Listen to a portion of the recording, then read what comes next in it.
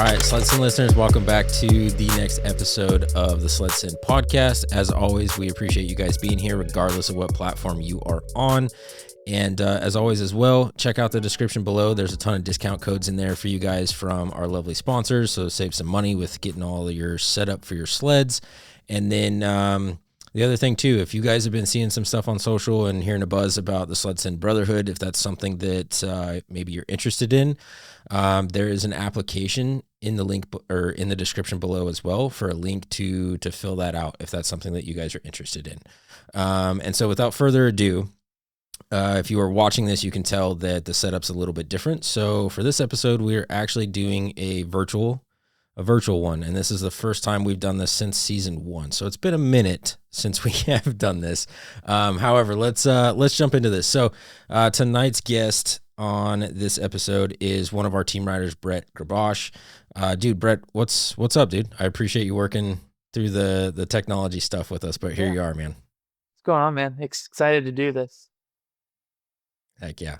Well, we've been talking about it for a while, right? And we're wanting to do obviously one in person, and we still will when logistics line up for it. But I'm glad to get you on here, man.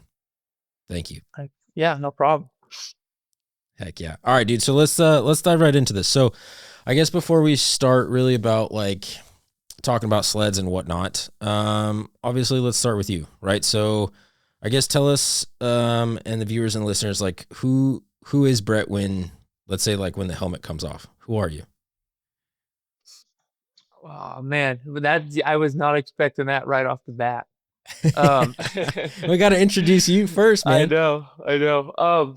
When the helmet comes off, I'm pretty loose, kind of goofball of a guy. Married, got a little girl, so it's pretty much these days helmets off. I'm a dad.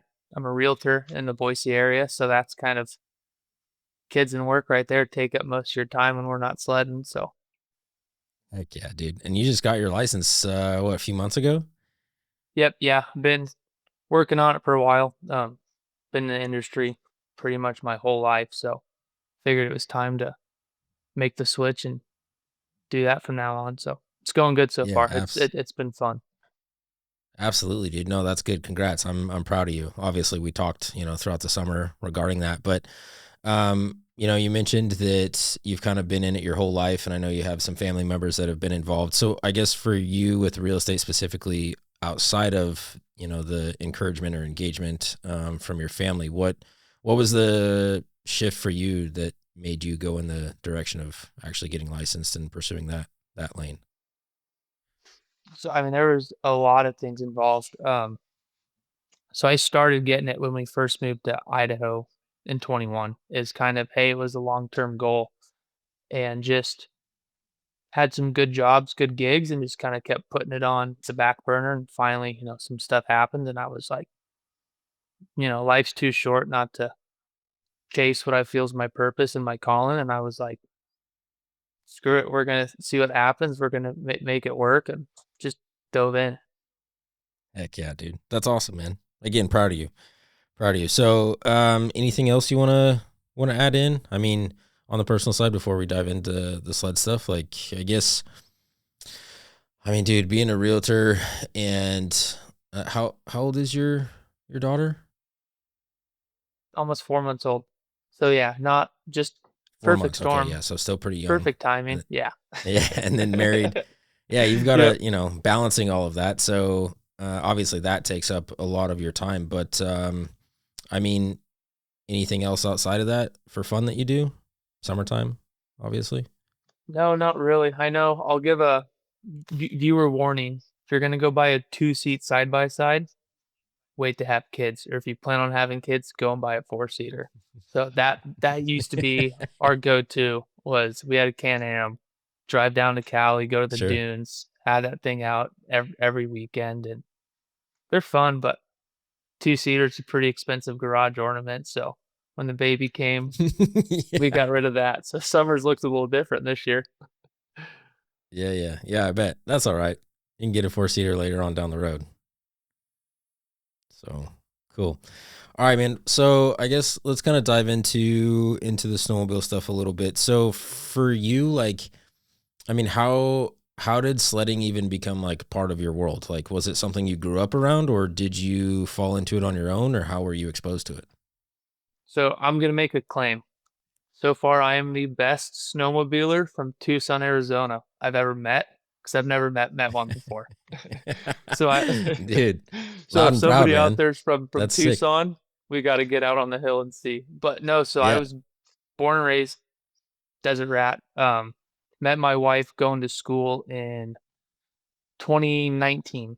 So her Okay. dad manages a ranch in Steamboat Springs, Colorado. So we'd go up there, work cattle for the summers. I'd never seen a snowmobile in person until summer of 19. So go up there, Okay. work. Damn. Yeah, it was like I said, saw it on X Games back when they had them. They're coming back this year, so stoked for Yes, they that. are. But never saw one in person. Started dating my wife, go up there and work for the summer, and the people that own the ranch had like 8 of them. So I'm like, we got to come back up and ride this winter. My wife grew up riding; her whole family does. So went back up to Steamboat Springs December of 19, rode for the first time, and was just hooked. Um, Yeah. Why? How was that experience? it's th- there's nothing like it. Like I'd say the closest things to it are the sand dunes, but even the sand dunes, like you got the cage, you got a car, like you're in a group, there's other people, you're just kind of following a line. It's like you get Yeah. on a sled and like you're just floating, man. That's the best way to describe it. It's just you, the sled, you're more in tune with the machine, like all your feedback. So right off the bat, I was hooked.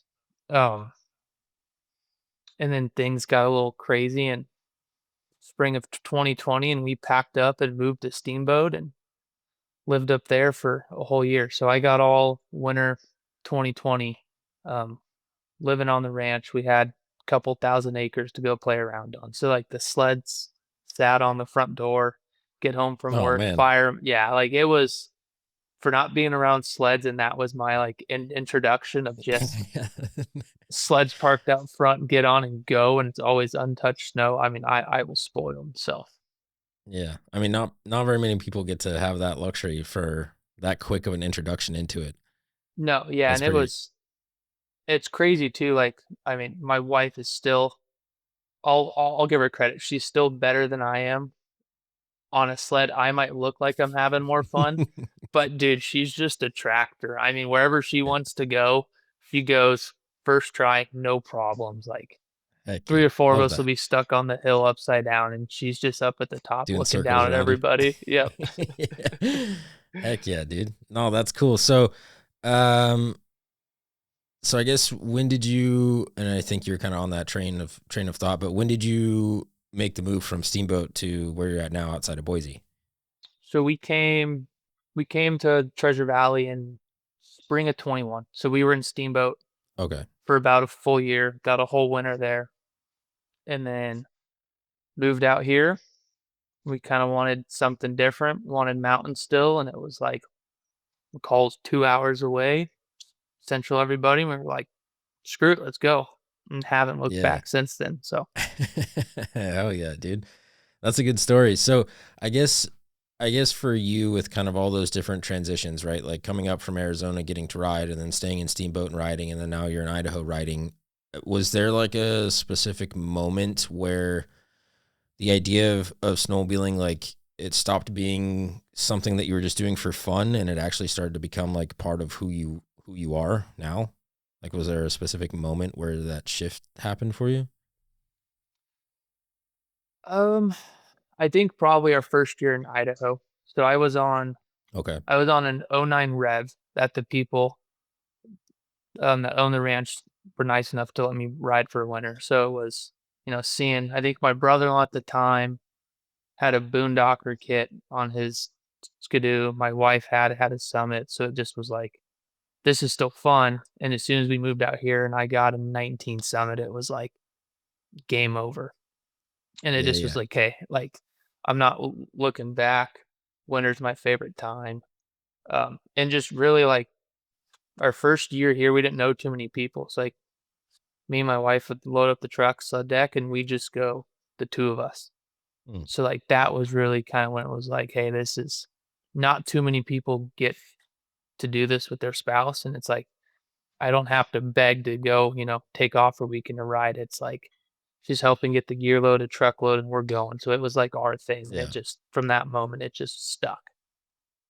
Okay. Would you say that that's like the same moment too that you made the decision internally that you were going to take this seriously? Like you want to get better and push yourself and you're all in committed to it?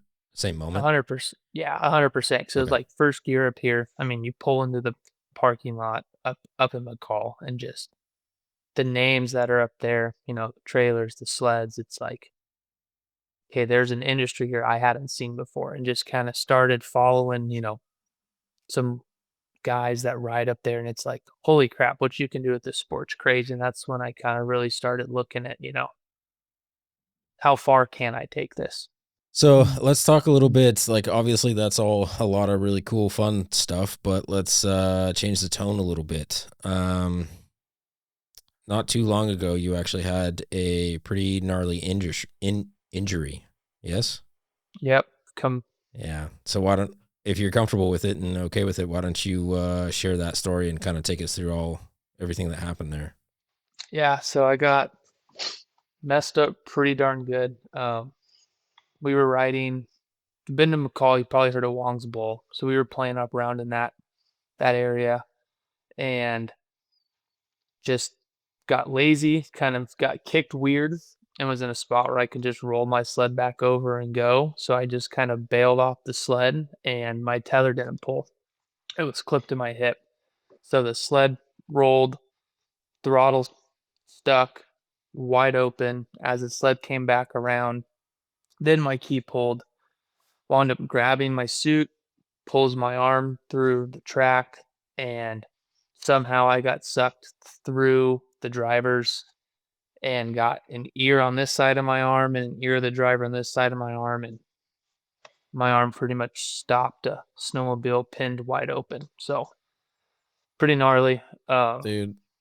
Stuck for in my sled for 45 minutes. Buddies got up to me, couldn't figure out how to get me out. Looking back now, if you're ever in that spot, hope you're not, but throw it in reverse and just blip it out. But we weren't really Sure. thinking like that. I mean, I was looking at my arm mangled in a snowmobile, so it's kind of Dude. weird. So was stuck in there for like 45 minutes, and finally like we realized the drivers were free. So one buddy grabbed the bottom, one grabbed the top, and I yanked and we spun. Got my arm Oh out, my gosh, dude. made a splint with some duct tape and trees, and thankfully it was February of 24. So we had pretty bad spring snow. So it was really hard packed. Tried riding out in front of my buddy, wasn't doing it. I was like, dude, if I fall off, like I ain't getting back up. So I actually walked pretty much from Wong's Bowl down to Brundage Reservoir. Met up with Holy my cow, buddies. dude. Search and rescue was out looking for us. We couldn't get coordinates out to them. We didn't have a Garmin at the time. That's changed. But wound up getting Mm, search and I bet rescue. it has. Got to the hospital that night. They wound up sending me home and said, call a doctor Monday, you might need surgery. And then Sundays, when stuff got pretty bad, I wound up getting what's called compartment syndrome. So all the swelling got so bad, started killing muscle, killing nerve tissue. Um, and that's kind of when stuff went downhill real quick. Wound up being a week in the hospital. I was wearing a wound vac for like 45 days. So I was cut pretty much from my wrist to my elbow. They had to cut me open. Couldn't close it back up. Swelling was so bad. So for like 45 days, I had a vacuum on. Had to be plugged into a wall when I wasn't at home. Just gnarly. So I don't know where you Oh want to my go from gosh, there, dude. but yeah, that's Ah, just kind of the basics all of right. it. So first and foremost, dude, I want to show appreciation for your willingness to, obviously share that story, right? Something pretty traumatic for you, but in hopes that, it can provide, obviously it provided a lot of knowledge for you after the fact now, but hopefully do the same for some of the listeners and viewers. So I want to begin to dissect that a little bit. So I guess for you, the first moment that happened and your arm went up under that, what was going through your head at that point in time?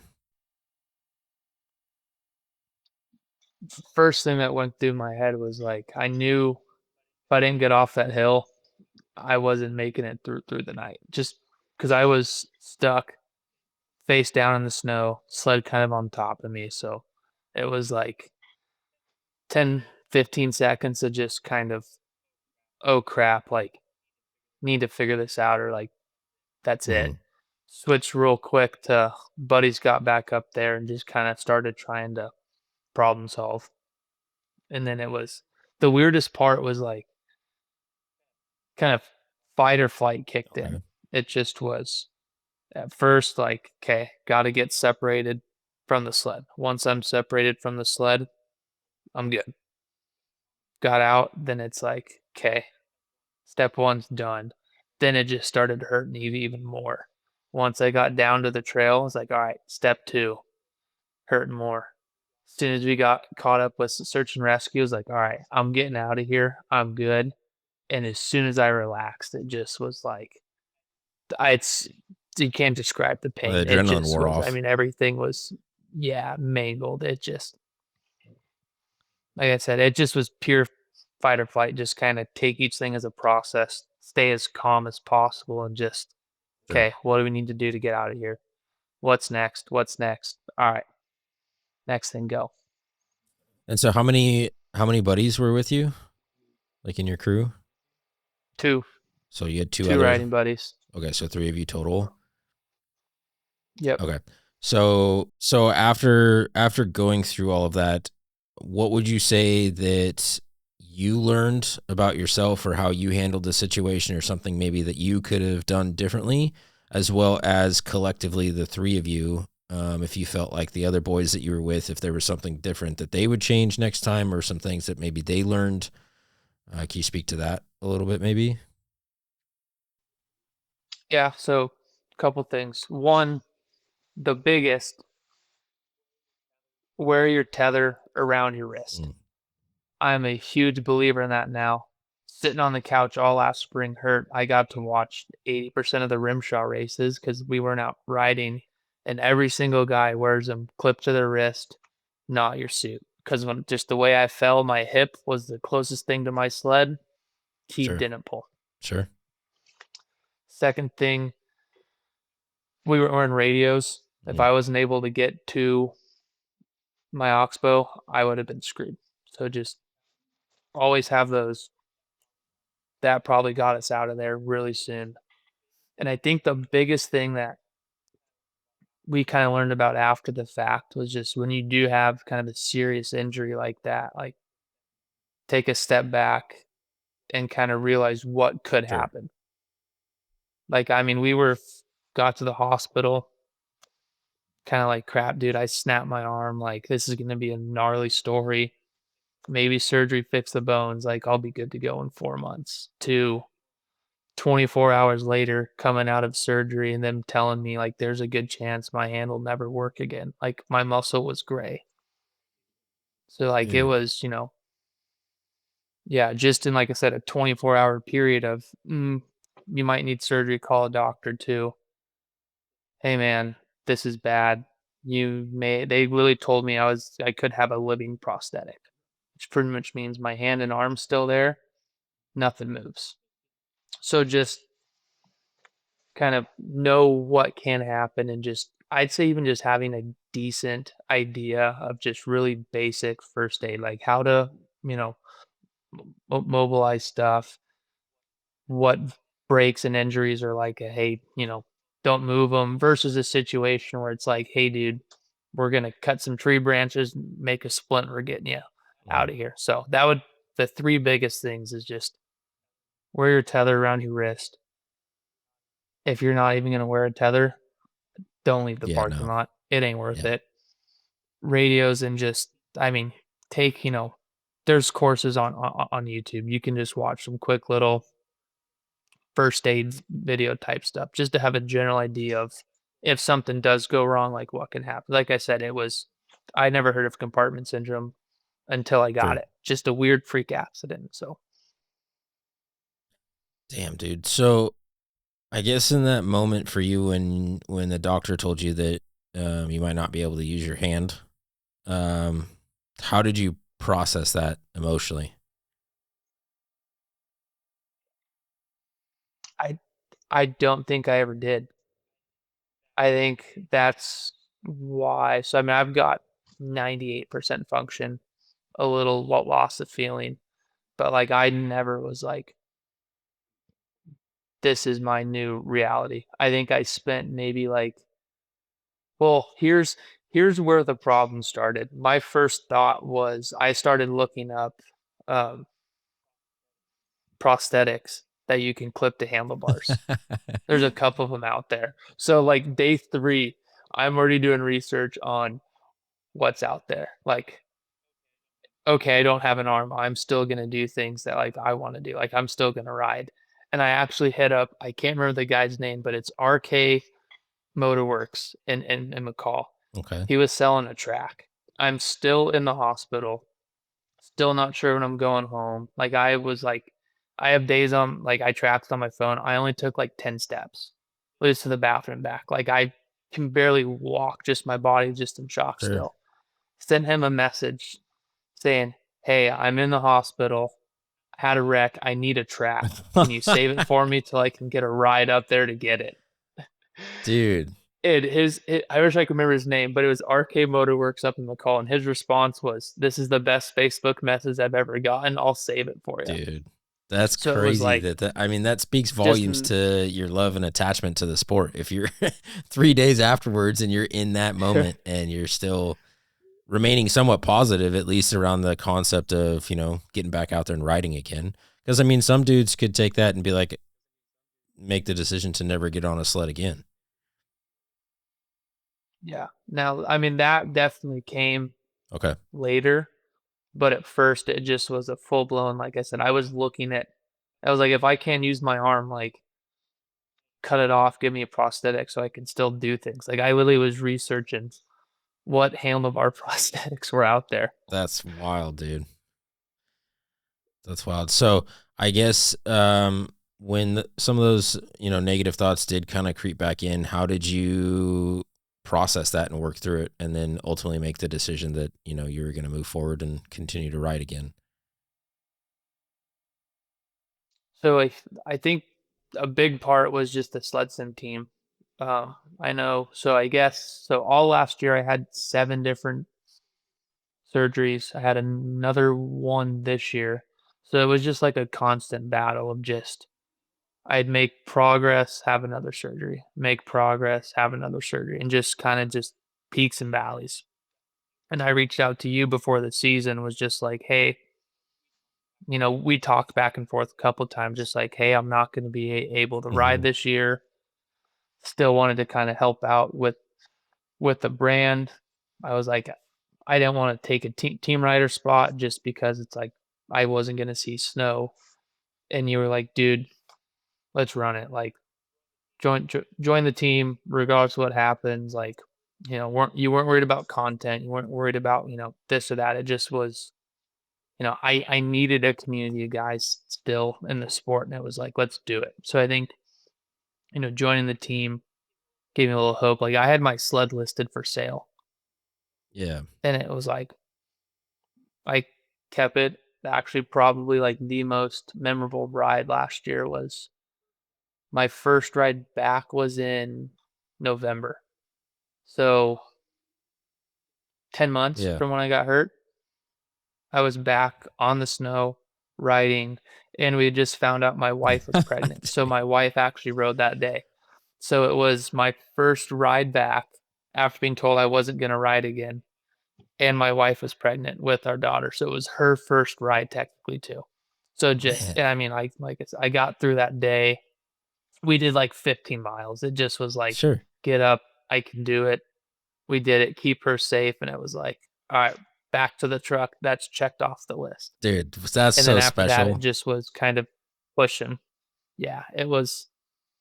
Like I said, I mean, it was crazy. Just like I said, the time period of 9, 10 months to be back on the Yeah. sled. Yeah, what a whirlwind of emotions and feelings, and that's pretty Yeah, crazy, yeah. I mean, there was definitely some tears going up the trail that day. It was like I said, it was probably more memorable than my first time bro. riding. Like definitely like one of those rides I'm gonna remember I can forever. imagine, dude. I can imagine. And yeah, speaking to like the team rider thing, I remember that phone call. Um, I remember that phone call when you reached out to me when you saw that we were doing the team rider thing, and you were kind of, concerned about, well, like I'm not riding. I don't know if I honestly, if you deserved to be a team rider. It's like I'm not gonna ride, I'm not gonna film, I'm not doing anything else. I'm not sure. I think you framed it like I'm not gonna provide any value to you. And I remember in that moment, um, I was like, well, I don't care about that.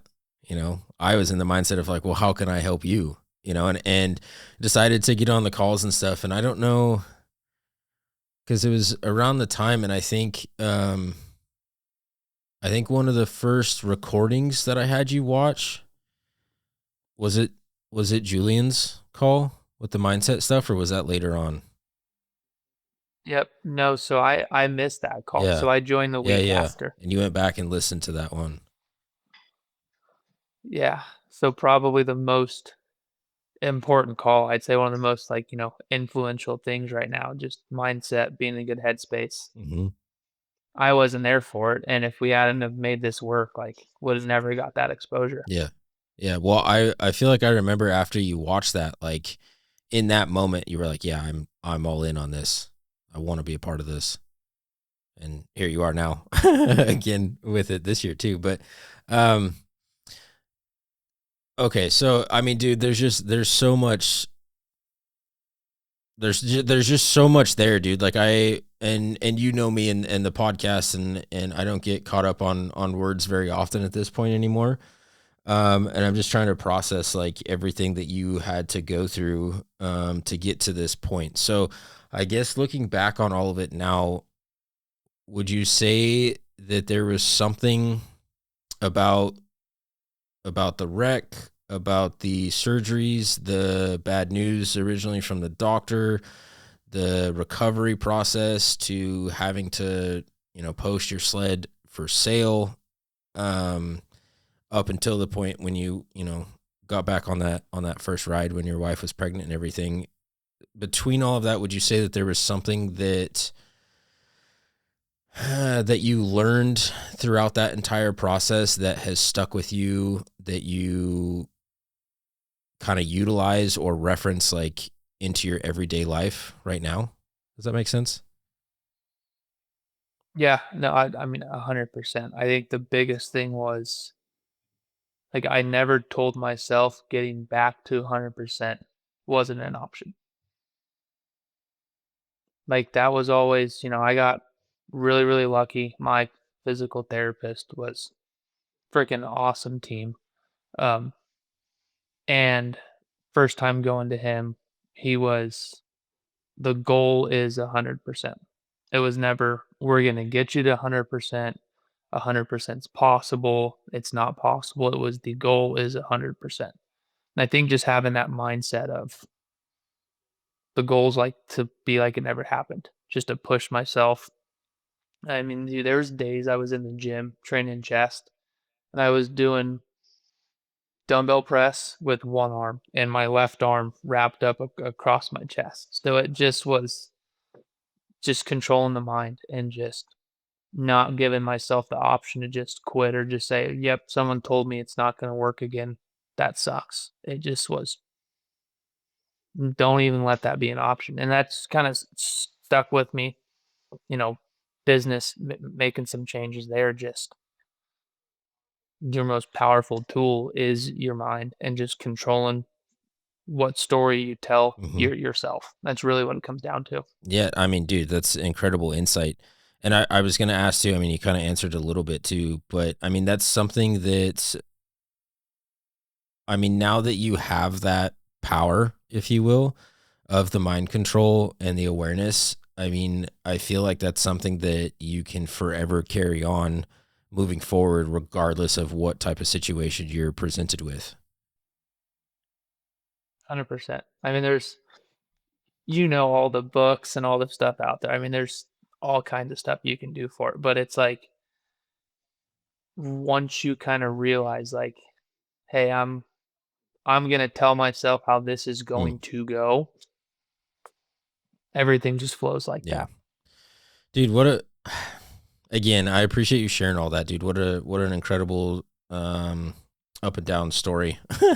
But you know, at the same time, like it's I don't want to speak for you, but I also feel like it's pretty valuable to have that experience to take away, you know, what you learned from it and, you know, move forward with how you deal with everything else in your life, right? So, and it's also interesting too that again, the appreciation of you being willing to share that because especially like, you know, from the outside with social media and everything, most people just kind of see like the highlight clips, right? But the reality is the consistency and the mental discipline and everything that you had to go through behind the scenes is actually really kind of makes you who you are. You know what I mean? Yeah. And that's definitely something that bugged me last year was, I mean, it was only my third year on a sled, kind of started playing around with some stuff like literally that day. Did not land it, but the biggest aired out reentry I've ever thrown. The video is horrible. My buddy goes, "Oh," and just phoned straight to the snow and back up, and you just see a tree just sitting there shaking that I bounced off of. So just to go from like kind of getting comfortable and starting to really want to, push what I can do and learn how to video and all that to seeing guys get better and just kind of having to be like, okay, what can I do? And it's like, oh, I just dropped off a 6-foot Yeah. pillow and it hurt. Like, so just the mental aspect of just not being able to push where I wanted to, but then going, wait a second, I'm pushing myself, more doing this now, just riding up the trail than I would be, trying anything in the backcountry. So that was just different, it puts a lot of things in a perspective. Yeah, dude. Absolutely. Good insight. So I want to touch on, I mean, we did briefly there, but I want to go a little bit deeper on, you know, talking about the brotherhood, right? And the Sled Send Brotherhood and Team Rider program. Um, you know, you were a part of it all of last year and then you returned to be a part of it this year and we're a month and a half in. So during that time, especially last year too, I mean, you were, you know, kind of been around some pretty solid dudes that other dudes that are in the brotherhoods. Would you say that there's somebody, whether it's the core Sled Send boys, other team riders, or even some of the guests that we had on the calls, is there someone specifically that comes to mind that has really kind of pushed you to level up in certain areas of life?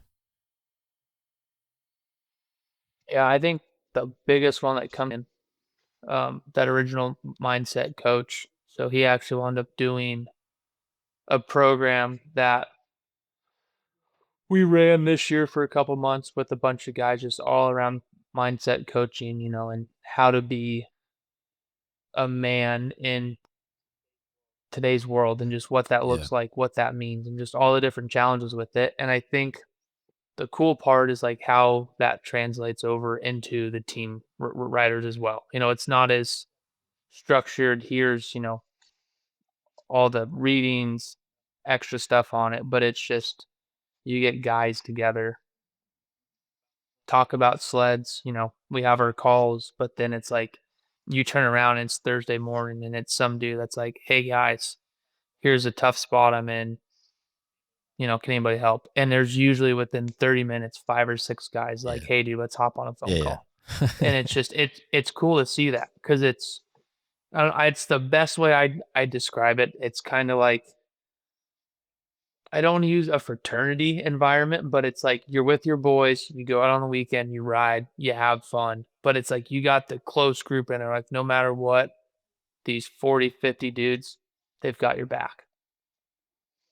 That's actually probably that's the best way to describe it. It's just like our own little sled Yeah, dude. fraternity, but we're all not 20-year-old kids anymore. Yeah. You know, we've all grown up a little bit. Yeah. So I mean, dude, I think the age range is from like 19 to like late 40s, right? And everything in between. yeah, no, and it's cool. You just get different perspectives, different insight, different advice. But then at the end of the day, it's like we're all here to ride sleds and have fun. But there's just so many more layers to it that's just built into the program. Yeah. Well, that's kind of that's funny that you word it like that, because another thing I was kind of curious about, and maybe that's the same answer of what you just mentioned, but it's like, is there a specific, you know, obviously maybe outside of the Julian thing, is there a specific moment or kind of memory that just really kind of captures what this whole, you know, brotherhood thing means to you? Because from the outside, like, you know, obviously I don't talk too much about the details of what all is specifically involved in this.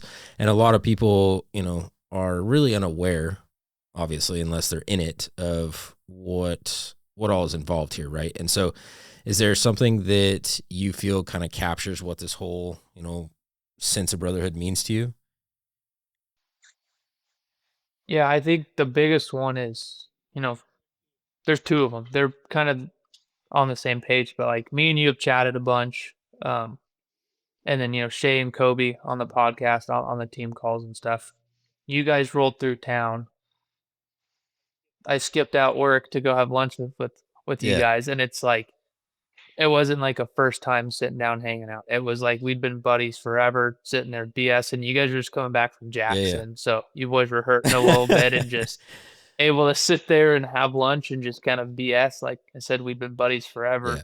And the same thing with Jeff and Jose. We actually went out to Catherine Creek to ride with Dude, that those was guys. literally the same weekend, Never, wasn't it? Because Shea Coat, that was your break. yeah, I think it Yeah. was because it was we didn't realize there was a time change there, Yeah, and that's right. so my buddy had to be back to work cows. So we left here, got to Catherine Creek an hour early, waited for the boys to get there, and then we had to leave an hour earlier to come back. So I think we rode for like 4.5, 5 hours. But like Yeah. it's the same thing, just never met Jeff and Jose in person. Wound up meeting four other team riders were just up there that day, and it's just like boom, it's like we'd been buddies riding together forever. So just being able to build those relationships in the sled community is probably the biggest Yeah. thing. Yeah, absolutely. Well, as far as the time change thing, I bet you won't make that mistake again, huh? Oh, dude, it was so bad. My only saving grace that my buddy had come back, I was actually my birthday, so my wife was waiting for me, so we could go do some stuff for my birthday. So I came back earlier than we thought. So I was out of the doghouse Yeah, on yeah. that one. That's good. That's good. Well, it's cool too because I think isn't that distance there a little bit closer than for you to actually go to McCall? Time, it's the Oh, exact exact same. same. Okay. They're both, they're both like 220 from my Yeah. front door. McCall's a little closer, but Yeah. Yeah. Well, I'm excited to because you and I haven't even ridden on the snow together yet. I mean, you rode with Jose and Jeff, and I'm sorry that you had to do that. but I'm excited to get on the snow with you this season.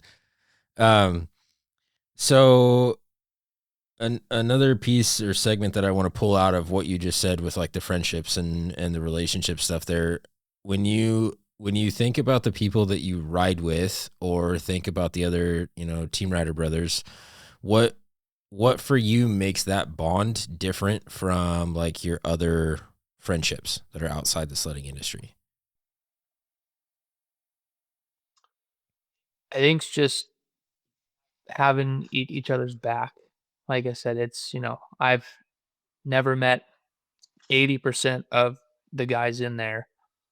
But at the same time, if I need help with a business idea, life advice, just a random question, there's no judgment in there. It's throw it in there. You're going to get good advice back, or if it's something a little deeper, it's like hey man, you got 20 minutes to hop on a call. And it's like every guy in there will be like, yep, let's do it, and pick up the phone and call or answer. Like it's just you don't really have that a lot off the snow because it's you're not having those deep conversations with your buddies. You're not bringing in guys that have developed multi-million dollar businesses to coach with. It's just kind of, hey, what's up, dude? Let's go grab dinner. You're hanging Yeah. out. There's no let's push ourselves, physically off the snow, like just group of dudes who just want to be better at everything. And that's what we get on those calls in the brotherhood. It's Yeah. just how can we all be better? And it makes the group special, that's for sure. Yeah, absolutely. It's something obviously, near and dear to my heart, and it's unlike anything else out there. You know what I mean? Um, Yeah. okay. So another question I wanted to ask you too, is if you had to sum up like what snowmobiling as a whole, has given you like as a person, how would you describe that?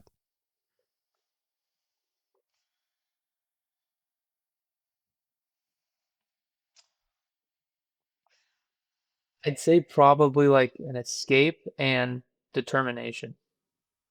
Cause it's not like ball sports. I can do them. Like soccer, I suck at. So if anyone calls me out on soccer, you win. But it was like, most sports I did fine with. Hopping on a sled, it was just a whole new curve to it. Like trying to figure it out. It's like, okay, you figure out, okay, I can side hill. Let's try and do this. Let's try that. So just always pushing, just the determination each season to set goals and get better. Like it's there. So I'd say determination and an escape. It's like you put your helmet on, dude, nothing else freaking matters. You're up there with your buddies. Like I said, I'm lucky enough. My wife's my favorite riding buddy. It's like she rips. And so it's just helmets on and go. And that's all you're thinking about, just having fun and just nothing else matters. Yeah. Dude, I couldn't think of a better way to sum that up. And I think that that's something that myself and a lot of the listeners and viewers can relate to, and it goes back to what you first said at the beginning, like there's just nothing else like it. You know what I mean? So, well, cool, dude. I want to go ahead and wrap up this episode. Again, apologies and gratitude for working through the technology side of things as we bring back the virtual stuff. I appreciate your patience with all that. It's been a struggle. Jeff's gonna have a really fun editing this time, or this episode. So, to end it, I'll give you an option to end this episode. Would you rather ask like an overall question to the listeners and viewers, or would you rather ask a would you rather question like what we did on some of those episodes previously? I was thinking about Putting you on the this all spot. day today, and I Good. still didn't come up with one. I still didn't come up with one. I knew it was coming. Yeah. Um, Well, that's why I wanted to at least give you the option. You could choose a question to the viewers, or you could do a specific would you rather. we'll do a lighthearted one. Okay. Should Dodgers fans, not gonna pick on people, be allowed in the Brotherhood? I see what you did there. Oh man. Oh I man, can tell you my no, answer. I think kind of snow related. I think one is what is in your first aid bag? Do you have one? I think those are really two ones. Yeah, that's And just another fun one is if you couldn't ride the brand of sled you're on now, what would you switch to? those are both really, really good questions. Listeners and viewers, put your comments below. I really want to know answers to both of those questions. So like the first aid kit, like what do you guys have in there? Because you see like a lot of videos and stuff of people breaking down what they have like in their tunnel bag and stuff, or what they carry with them in their backpack and whatnot. But I don't think that there's enough light shown on what do you carry in your first aid kit. There's a couple people out there, Dan Adams and some guys that have covered that, but it's definitely something that, in my opinion, we don't see enough of. You know what I mean? Just overall awareness to it, right? So listeners and viewers, comment below with some some good things that you keep in your first aid kit, and then also comment below if you couldn't ride the brand that you're on now, which other brand would you go with? So cool. Well, Brett, I appreciate you jumping on this episode. I'm glad, you and I have talked back and forth about figuring out how to get on the podcast, and we made it happen even with the trials and tribulations of the virtual stuff. So again, I appreciate you, buddy. And thank you for jumping on, dude. Yeah, man. Thanks for having me. Had a blast. So yeah, of course, man. Cool. Heck yeah. All right, Sled Send listeners, thank you guys for tuning in on this episode, and we'll catch you guys on the next one.